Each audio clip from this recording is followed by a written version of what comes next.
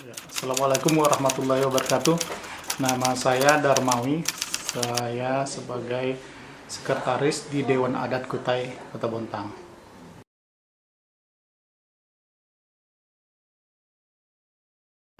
Ya, kalau kita berbicara suku pembuka pertama di Guntung, tentunya pasti di sana yang pertama kan Kutai ya.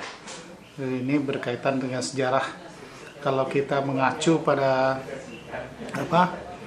kitab Sawai di Kesultanan Kutai Kartanegara, bahwa warga Kutai di Guntung atau tokoh masyarakatnya, kalau dulu kan Guntung itu bagian dari Kanibungan ya, Kanibungan sekarang jadi termasuk orang Guntung. Tokoh masyarakat Kanibungan itu pernah diundang oleh Aji Batara Agung Dewa Sakti. Aji Batara Agung Dewa Sakti 1300 sampai 1325 ya kekuasaannya. Dan dia mengutus petinggi jahitan layar bernama Kidohong dalam rangka mengundang tokoh masyarakat yang ada di Kanibungan untuk ke negeri jahitan layar, disebut pada saat itu negeri jahitan layar yang sekarang berada di Kutai Lama. Tokoh masyarakat dalam rangka pemberian nama Bontang. Menurut cerita itu kenapa diberi nama Bontang, ketika itu Kidohong itu berlayar ke daerah pesisir ini dari jahitan layar ke Bengalon. Itu beliau menemukan sekumpulan orang berikat kepala. Kalau di bahasa Kutai itu kan bolang, ikat kepala, artinya bolang disebutnya.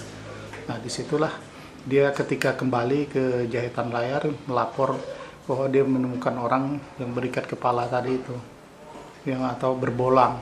Makanya diundanglah semua daerah-daerah kekuasaan Kutai pada saat itu. Nah, termasuk Kanibungan itu untuk penyeruan. Di situ disebut penyeruan nama Bontang.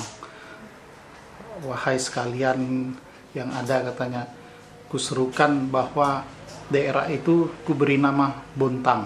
Nah, itu masih daerah kekuasaannya Kutai. Kalau lanjutannya itu tadi kemudian 1782 datang lagi. Nah, itu yang kita ketahui itu kalau dari keturunan kita, nenek-nenek kita itu diangkat 1782. Kenapa mereka hadir di Bontang pada tahun 1782 itu? Karena ada peristiwa peralihan kekuasaan dari sultan, pada itu disebut sultan. Kalau di kesultanan tidak diakui si sultan, karena dia berkuasa 2 tahun. Haji Aliyuddin, adik dari Sultan Idris. Nah, ketika peralihan kekuasaan kepada Haji Imbut, disitulah orang-orang ditempatkan, orang-orang Bugis, ada 200 pasukan orang Bugis ke arah Muara Mahakam, karena kerajaan Kutai pada saat itu yang di Jembayan itu pernah diserang oleh bajak laut, maka mereka ditempatkan untuk keamanan. Nah, warga-warga Kutai yang dari Tenggarong tadi, Kampung Panji itu ke daerah Bontang, daerah pesisir, mereka menempati, ada pada saat itu ada di Rinding atau sekarang Gunung Sari, sekarang itu di Kelurahan Bontang Baru. Kemudian ada yang menempati perkampungan di Lempake yang sekarang itu di Kelurahan Loktuan. Kemudian melahirkan beberapa 8 orang putra.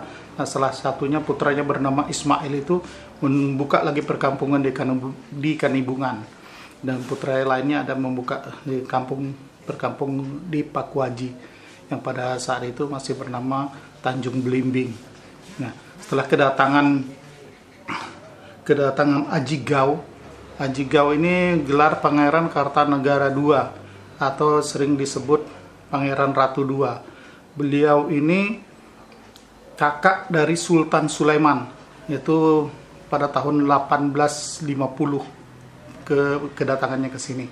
Dalam rangka beliau ini diberi kekuasaan untuk memungut pajak dari Santan sampai Bengalon.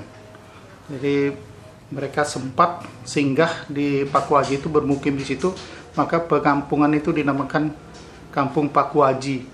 Kalau Pakuaji itu artinya orang kuat sultan atau orang kuat raja, karena beliau ini kakak dari Sultan Sulaiman, seperti itu. Kemudian bertahap lagi. Jadi tahap 1, tahap kedua, ketiga tadi ada dengan adanya peristiwa gugurnya Awang Long yang kita ketahui pahlawan dari Kaltim. Awang gugur pada tanggal 17 April 1844. Nah, pada saat itu terjadi perjanjian Tirakat. Artinya Sultan Kutai dipaksa untuk menandatangani perjanjian itu untuk mengakui kekuasaan Belanda. Nah, di saat itulah Sultan sendiri mengungsi ke daerah di hulu sana itu, dan sebagian masyarakatnya ada yang menyingkir ke Bontang ini karena sudah ada yang tinggal di Bontang, orang-orang Kutai, jadi mereka menyusul. Jadi gitu ceritanya. Yang tadi saya maksud tadi yang saya lupa itu, mengungsinya Sultan itu ke Kota Bangun.